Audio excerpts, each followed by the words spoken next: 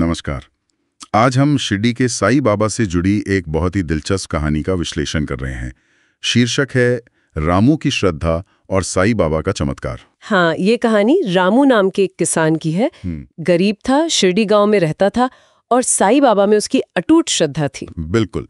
और कहानी ये बताती है कि कैसे बहुत ज्यादा मुश्किल हालात में भी रामू का बाबा पर विश्वास बना रहा। तो चलिए आज इसी कहानी के जो मुख्य बिंदु हैं उन्हें समझते हैं। हाँ जरूर।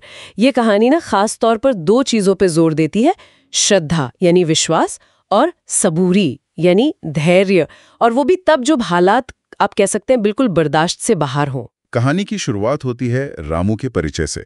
बताते हैं कि वो बहुत गरीब किसान था, लेकिन उसकी भक्ति कमाल की थी। हाँ, मतलब घर में चाहे खाने को हो ना हो, वो रोज मंदिर जरूर जाता था। सही।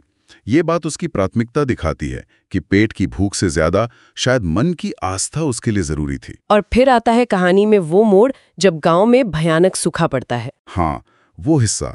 सब कुछ सूख गया था। खेत, कुएं, लोगों के पास अन्न का एक दाना तक नहीं बचा था। ऐसी हालत में तो किसी का भी विश्वास डगमगा जाए।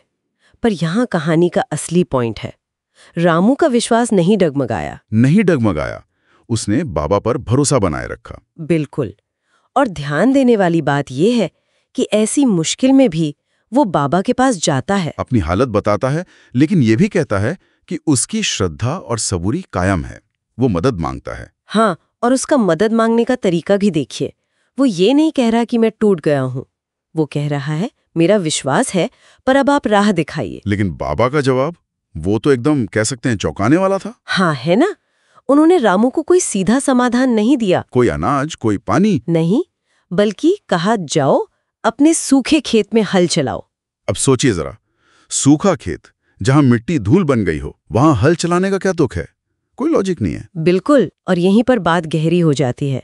बाबा ने कोई तर्कसंगत समाधान नहीं दिया। सही कहा, उन्होंने एक ऐसा काम करने को कहा जो ऊपर से देखने में बिल्कुल बेकार लगे, व्यर्थ। असल में ये रामू के विश्वास की परीक्षा थी, सीधी परीक्षा। हाँ, कि क्या वो अपनी बुद्धि, अपने तर्क को एक तरफ रखकर सिर्फ गुरु के वचन पर अमल करेगा?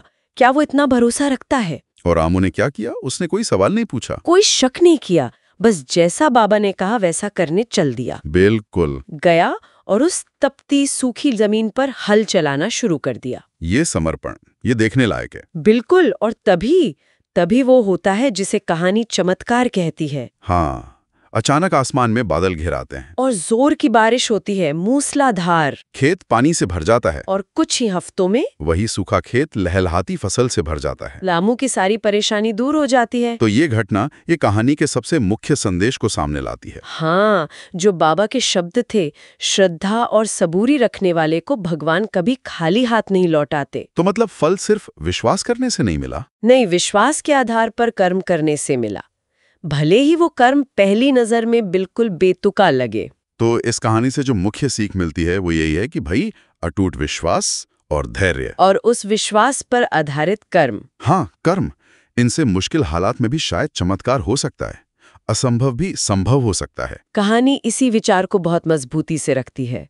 ये शायद सिर्फ एक किसान की कहानी नहीं है, ये उस मानसिक शक्ति की कहानी है जो बहुत कठिन समय में इंसान को संभाले रखती है। तो सार यही निकला कि श्रद्धा और सबूरी सिर्फ इंतजार करना नहीं है। बिल्कुल नहीं, ये भरोसे के साथ कर्म करते रहना है, चाहे वो कर्म कितना भी अजीब लगे।